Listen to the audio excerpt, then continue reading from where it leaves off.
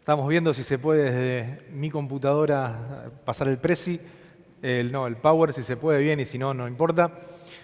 Les pido que me presten unos minutitos de atención. Estamos cerrando en este domingo, Día del Padre, estamos culminando lo que tiene que ver con Colosenses y estos 6 mensajes es la sexta entrega o la sexta predicación que tiene que ver con Cristo formado en ti, Cristo formado en tu vida. Así que vamos a estar compartiendo en esta mañana lo que tiene que ver con algo que generalmente no es muy común o que los cristianos, los hijos de Dios, generalmente no le damos mucha relevancia. No digo que nunca, pero generalmente no le damos mucha relevancia o mucha importancia, que tiene que ver con la última parte de toda carta, ¿no? Es decir, si hoy muchos de ustedes cuando uno piensa en la carta automáticamente ni se le cruza por la cabeza, sobre todo a los más jóvenes, pensar en que antes se escribía de puño y letra, ¿no? Es decir, yo recuerdo haber escrito algún amorcito de la primaria o algunas cositas de cuando era chico, esas cartitas, no había WhatsApp como ahora, ¿no? Vos no mandabas el mensaje enviar, ¿no? Era escribir y pasarlo y pasáselo y pasarlo, pero la realidad es que más allá de en la escuela o así en acto como de picardía, la comunicación entre nosotros era por carta. Y vos tenías que escribir una carta y esperar, ir hasta el correo, enviar la carta. ¿Listo? Bien ahí, muchas gracias. Cambia, sí, Cristo formado en tu vida. Bien, Cristo formado en ti. Y la carta tenía que esperar que llegara y cuando llegaba la persona obviamente anhelaba y sabía de que había una carta que venía en camino. Y te puedo asegurar que tardaba mucho más que una compra de Mercado Libre de hoy. Es decir, sí, hoy podés seguir, ver por dónde viene, sabés en qué estación está, a qué hora va a llegar, te llaman antes para decirte entre las 10 y las 12 llegamos a la puerta de tu casa. La carta, depende a dónde se enviaba, era eterna y podía llegar a tardar meses en llegar, ¿no? Y cuando uno recibía esa carta, automáticamente la parte inicial como que no le daba mucha importancia, iba a la parte del nudo, del contenido, y si llegaba a tener salutaciones o el saludo final, sí, lo leía así como por arriba. Y de alguna manera eso también lo hacemos con las cartas de Pablo, ¿no? Es decir, agarramos toda la parte de cualquiera de las cartas paulinas, leemos toda la parte de la carta, donde tiene que ver con lo teológico, con lo doctrinal, con lo que el Señor quiere, buenísimo. Salutaciones, bueno, sigo con la otra. Y nos pasa a veces de no darle la relevancia o la importancia que tiene precisamente esta parte final de la carta. Así que hoy vamos a estar hablando de Colosenses 4, del 1 al 18, que es el cierre, el saludo, el final de lo que Pablo le escribió a los hermanos en Colosas. Una carta, como te decía, está considerado o consta de 3 partes: el saludo, el cuerpo de la carta y la despedida. Y como también te decía, todos estamos tan apurados muchas veces que al saludo y a la despedida no nos importa, no le damos mucha relevancia e importancia, pero sí nos detenemos y le damos mucha importancia a todo lo que es el cuerpo o el mensaje. Y este es el escenario del día de hoy con respecto a la carta de Pablo. Vamos a analizar lo que mucha gente no le da mucha importancia o mucha relevancia. Y en esta última parte de la carta de Pablo, nos da por lo menos 3 ideas en esta última parte de la carta de Pablo. La oración del cristiano, del creyente, las oportunidades, me voy a estar dando vuelta todo el tiempo, oportunidad del creyente, y la final, la participación del cristiano o del creyente. Vamos a la primera, oración. ¿Por qué? Por lo que dice precisamente la palabra de Dios. Vamos desde Colosenses 4:2. Dedíquense a la oración, perseveren en ella con agradecimiento y al mismo tiempo intercedan por nosotros a fin de que Dios nos abra las puertas para proclamar la palabra, el misterio de Cristo por el cual estoy preso. Oren para que yo lo anuncie con claridad como debo hacerlo. Continúa: compórtense sabiamente con los que no creen en Cristo, aprovechando al máximo cada momento oportuno, que su conversación sea siempre amena y de buen gusto, y así sabrán cómo responder a cada uno. Otras versiones de la palabra, yo te leí al principio, dedíquense a la oración. Hablan de perseveren, manténganse en oración. Y precisamente cuando Hechos hace mención de la iglesia primitiva, dice en Hechos 1:14 que todos en un mismo espíritu se dedicaban a la oración. La idea es que la oración bíblica, como lo enseña la palabra, es parte normal, esencial y también necesaria en la vida del creyente. Ahora, creo que muchas veces el problema no está en que no oramos, sino en cómo lo hacemos. A veces oramos mucho, pero no oramos bajo lo que es el patrón o lo que tiene que ver con la enseñanza bíblica. Y discúlpenme, pero me estoy dando vuelta cada rato y me estoy comiendo la mitad del mensaje que va atrás. Creo que muchas veces el problema, como te decía, es que no oramos como debemos orar. El cómo vivir esta vida de oración, Pablo lo va a enfocar en dos áreas centrales. Como te dice ahí, en realidad, perseverar en la oración, ¿con qué? Con agradecimiento. Es muy propio, es común del ambiente cristiano que la palabra gracias abunde en nuestras bocas. Pero ¿qué es lo que verdaderamente sucede en nuestro corazón? ¿Cuántas veces sí, gracias, gracias? Nuestro corazón, ¿es un corazón agradecido? Realmente las palabras que salen de nuestra boca tienen que ver con lo que está aflorando, con lo que está sembrado en nuestro corazón. ¿Cuántas veces escuchaste, aún dentro o fuera de la iglesia, todo el tiempo murmuración, queja? Y obviamente, basada, cimentada en realidades. No está sencilla la situación. Ahora el Señor nos manda que seamos agradecidos aún en medio de la aflicción. Entonces, motivos para quejarnos obviamente tenemos muchos. La pregunta es si para agradecer, porque el agradecimiento y la queja nunca van juntos. No pueden coexistir, no pueden mantenerse al mismo tiempo. Y el creyente que crece, que madura, que busca que Cristo sea formado en su vida, es un creyente que está llamado a vivir agradecido. Aún cuando la esté sufriendo, aún cuando la esté pasando no muy bien, aún cuando pueda haber angustia y dolor en su corazón. Pero eso no puede quitarle el gozo. Yo sé que suena muy a teoría o contrarrealista, pero si analizás toda la palabra va en contra de la realidad de este mundo. Y si analizás toda la palabra va en contra de lo que uno entiende como normal. Porque no fuimos llamados a vivir en la normalidad, sino que fuimos llamados a vivir en la sobrenaturalidad. Y Dios quiere, mediante la formación de Cristo en tu vida, llevarte a vivir de esta manera. La segunda forma de orar, como dice allí en la placa, se describe en los versos 3 y 4. Y al mismo tiempo intercedan por nosotros. En primer lugar, Pablo le dice, tienen que ser agradecidos. Que en tu oración se caracterice el agradecimiento. Pero también cuando oren al mismo tiempo les pido que intercedan por nosotros a fin de ¿qué? De que nos abra las puertas para proclamar la palabra. El misterio de Cristo por el cual estoy preso, oren para que yo lo anuncie con claridad como debo hacerlo. Y en estos pasajes Pablo te dice a vos y me dice a mí, pidan.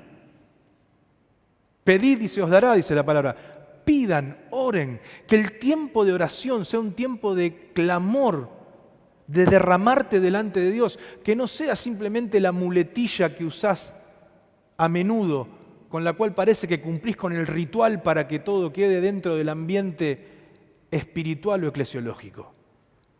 Te dice, pedí, abrí tu corazón, derramate delante de Él. Que sea un tiempo delante del Señor donde tu oración sea escuchada, donde golpees las puertas del cielo. Eso sí, sean maduros para pedir y sepan cómo pedir. Pablo en una cárcel, ¿qué hubieses pedido vos? ¿Qué hubiese pedido yo en la cárcel? Señor, dame libertad, sácame de acá. Señor, la verdad que no está muy bueno que me caiga todo de arriba. ¿No hay una celda un poquito más cómoda para mí? Señor, el que me trae la comida, la verdad que no me tiene mucho amor. Si cambiamos de carcelero, a ver si me da un pedazo más grande de ración. ¿Cómo yo hubiese pedido para beneficio propio? Y te soy sincero, no podría mentirte parándome acá adelante. ¿Acaso no actúo así cuando me pasan o cuando tengo situaciones diarias? Lo primero que le pido al Señor no es que mi aflicción, que mi dolor, que mi angustia, que mi problema se aminore, se tranquilice, se vaya. Ahora, Pablo no oró así. Oró por oportunidades para dar testimonio. Él no quería salir de la cárcel para encontrar su propio beneficio, sino que quería salir de la cárcel para seguir cumpliendo la obra por la cual estaba metido preso. Él no quería salir de ese lugar para decir, estuvo complicado, estuvo complejo. Bueno, ya aprendimos. Pablo quería salir para volver a predicar y a proclamar la palabra de Dios, sabiendo de que eso lo podía traer nuevamente detrás de los barrotes. Por eso Pablo ni se queja de su situación, ni pide liberación, sino que pide otras cosas. Pide oportunidades para hablar de Jesús. ¿De qué manera? Con facilidad y con claridad. ¿Para qué? Para compartir el mensaje bíblico. De alguna manera Pablo nos está diciendo, enfócate en la premisa de con quién estás y no en dónde estás. Si tuviéramos que poner en pocas palabras lo que Pablo quiso decir en su oración es, lo importante es quién está al lado tuyo, no en el lugar en el que te encuentras. Y no sé qué te pasa a vos, pero a veces el lugar en el que yo me encuentro grita y habla muy fuerte. Tan fuerte que a veces me impide escuchar la voz de Dios que está al lado mío. Y hoy Pablo nos exhorta a que más allá de la situación que puedas vivir, en el lugar en el que te puedas encontrar, puedas confiar en que ese Dios no te suelta la mano, en que ese Dios no te abandona y que ese Dios es el Dios que te compró para que tu vida lo glorifique a Él. Pablo les pide que intercedan por ellos. Y esto me hace reflexionar a mí. Le pedimos a Dios por su iglesia. Oramos al Señor por los líderes que predican la palabra. Le pedimos a Dios que nos abra las puertas para proclamar la palabra y el ministerio y el misterio de Cristo. Oramos para que el mensaje de salvación se pueda anunciar con claridad. ¿O mis oraciones están rebalsando de pedidos propios, míos, personales? Mirá que Pablo tenía motivos propios, personales. Esta es la primera idea que podemos encontrar en este saludo de Pablo, la relevancia y la importancia de la oración. La segunda idea que quiero traerte tiene que ver con las oportunidades del creyente. Habíamos leído como parte de nuestra oración que Dios nos abra puertas. La oración de Pablo que nos invita a hacer es que Dios nos abra puertas. ¿Sabés qué hace Dios cuando le pedimos oportunidades? Te las da. Cuando vos le pedís a Dios oportunidades en base a la voluntad de Dios, Dios te da esas oportunidades, te abre las puertas que vos pedís que abra. Y cuando estas oportunidades se presentan, cuando las tenemos, el texto precisamente nos dice, compórtense sabiamente con los que no creen en Cristo, aprovechando al máximo cada momento oportuno y que su conversación sea siempre amena y de buen gusto, así van a poder saber cómo responder a cada uno. Colosenses 4:5. Esto es un asunto que Pablo da por sentado.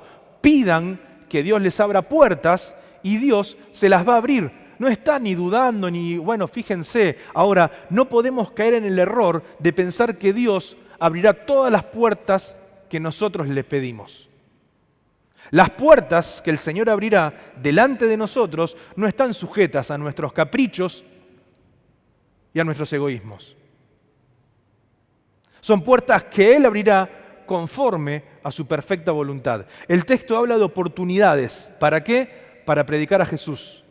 Puertas que nos llevan a la sabiduría y a la voluntad del Padre. El mismo texto que estamos hablando nos cita de esto. Nos detalla que nuestras conversaciones deben ser de buen gusto, no de pleitos o de contiendas. Otra versión dice conversación con gracia.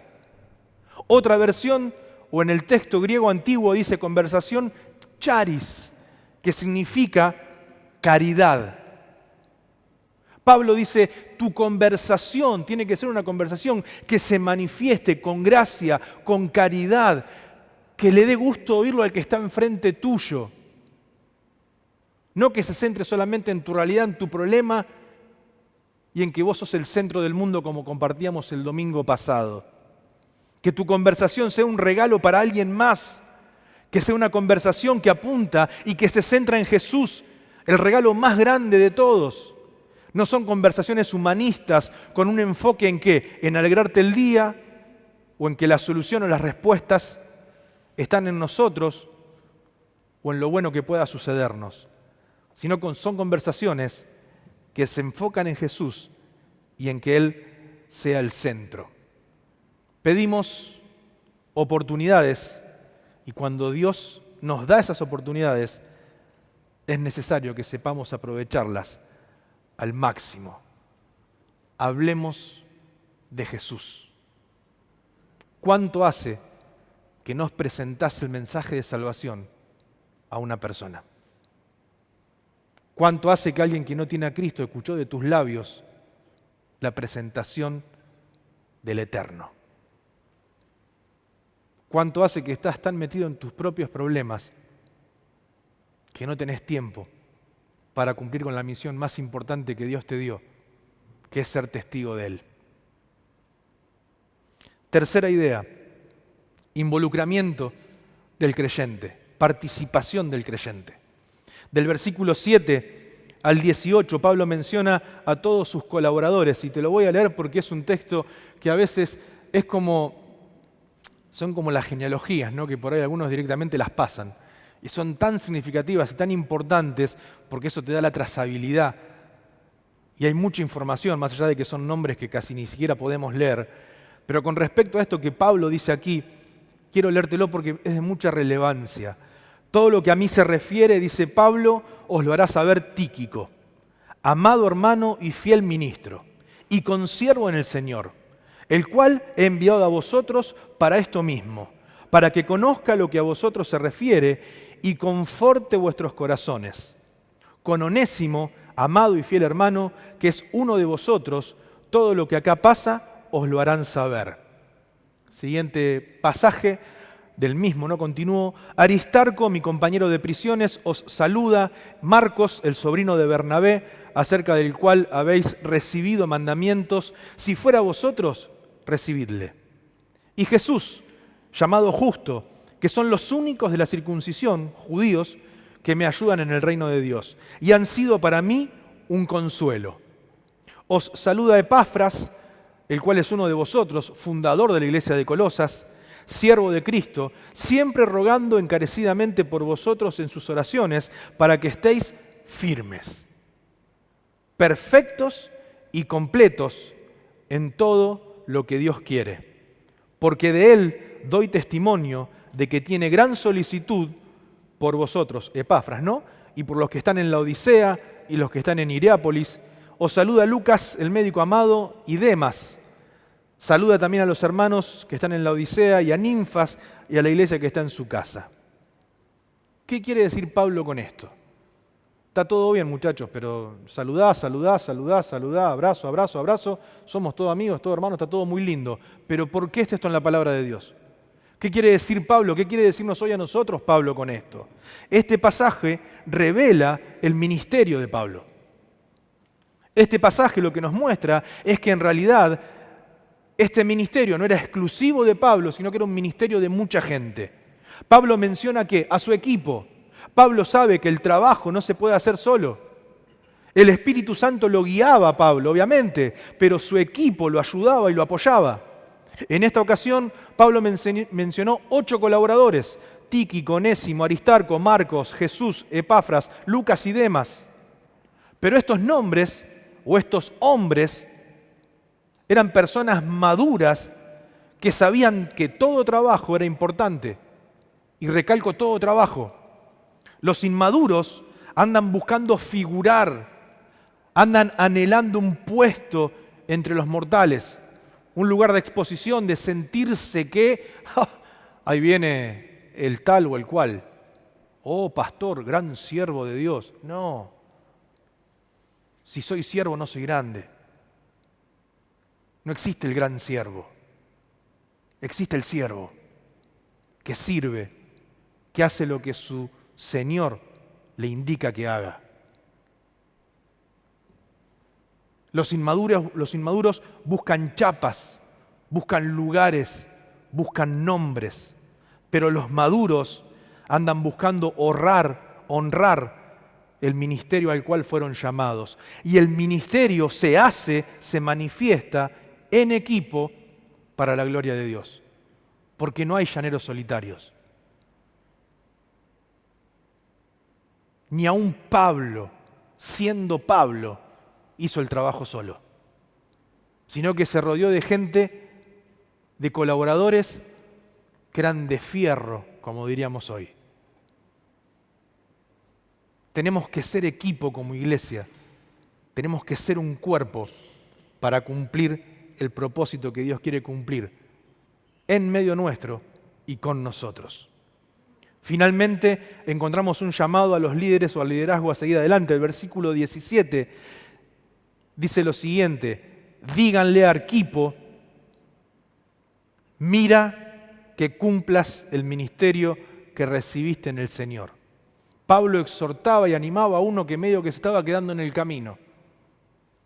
Le estaba diciendo, hey, vamos, acordate de tu llamado, acordate de tu ministerio, acordate de lo que Dios puso en tu corazón hace quizás ya un tiempo, hace quizá años, pero que todavía sigue vigente, sigue pendiente, y que Dios es fiel y quiere cumplir esa fidelidad en tu vida. Hoy Dios te dice lo mismo a vos. Podés ser parte del equipo de la iglesia de Arroyito, gran, gigante equipo para cumplir el propósito y la voluntad de Dios en medio de su iglesia. Y quizás hoy Dios, como Pablo le decía a Arquipo, Dios te está diciendo, hey, mira que cumplas el ministerio que recibiste del Señor, para el Señor. No estás acá por casualidad. No estás acá porque justo estaba abierto un domingo, Día del Padre, cruzaste la puerta y viniste. Dios tiene propósitos y propósitos eternos. Todos estos, los que te nombré, hicieron lo que hicieron por un tema de fidelidad, como también deberíamos hacerlo nosotros, pero también por una gran actitud de servicio. ¿Qué nos dice Pablo con un simple saludo?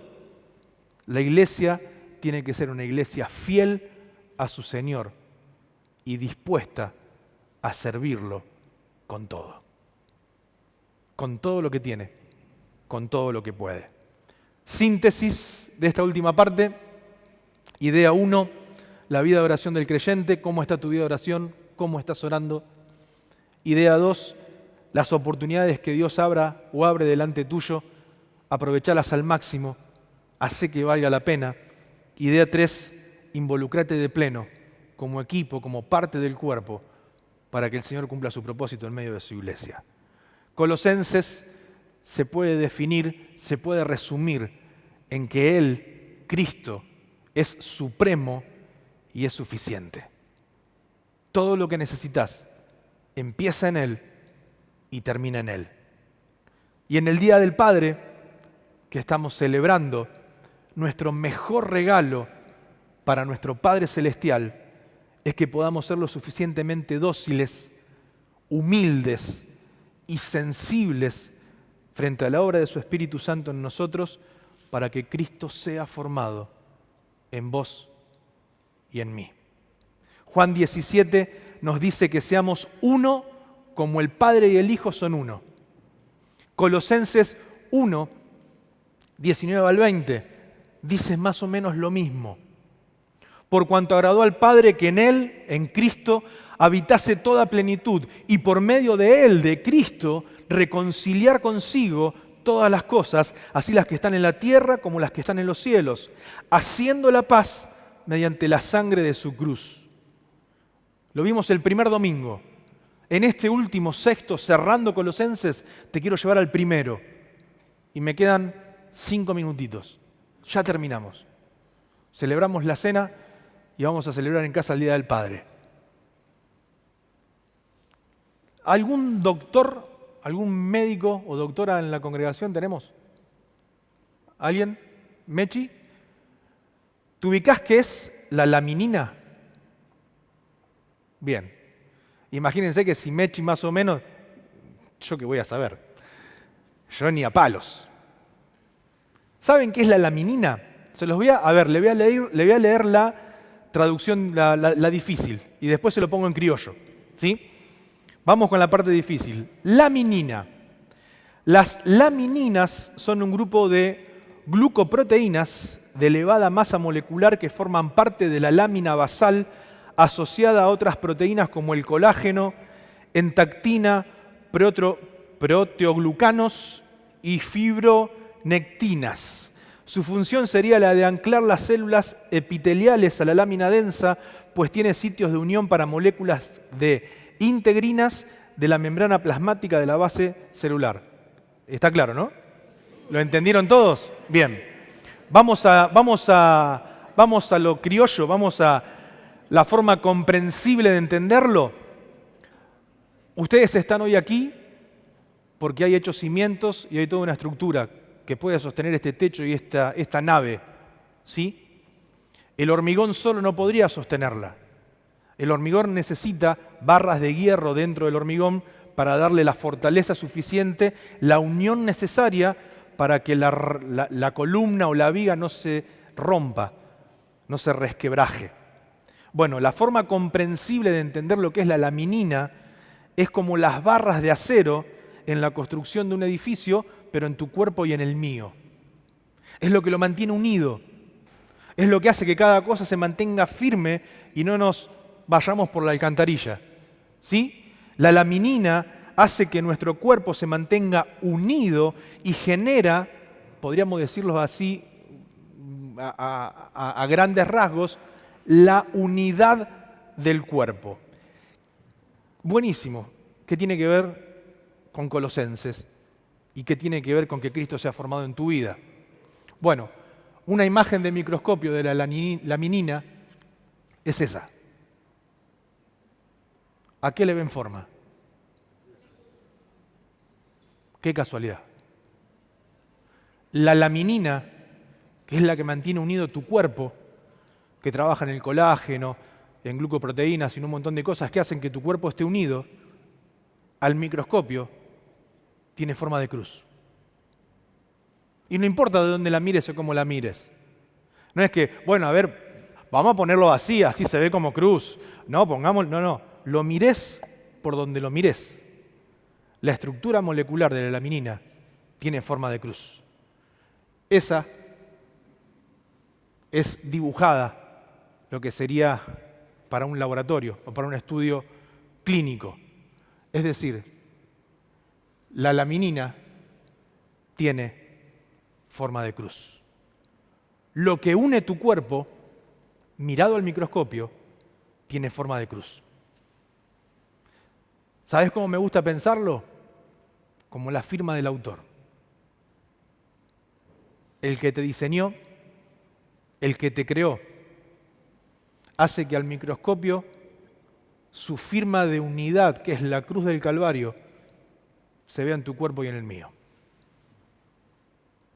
En la cruz no solo encontramos aquello que nos permite, que nos da la posibilidad de ser unidos con el Padre y de tener unidad con el Padre, sino que en la cruz también encontramos lo que necesitamos para estar unidos entre nosotros. La laminina espiritual, vertical y horizontal, para que Colosenses no sea simplemente una carta, sino sea realidad en tu vida y en la mía. Cristo, formado en tu vida, es suficiente y es todo lo que necesitas para vivir una vida de victoria en Él. Cuando te toques el pelo, que tiene mucho colágeno, ¿sí, no? ¿Es así? ¿Puede ser? Bien. Cuando veas tus uñas, cuando veas tu cuerpo, que eso te va a acordar a la cruz. y que la cruz te recuerde de que esa unidad que podés tener con el Padre y con el cuerpo no fue gratis, sino que costó lo más valioso. Que lo vamos a recordar ahora. Vamos a participar de la cena. Así que mientras los hermanos diáconos se van acercando, vamos a tener que mover varias cosas. Estamos de entrecasa, estamos en casa.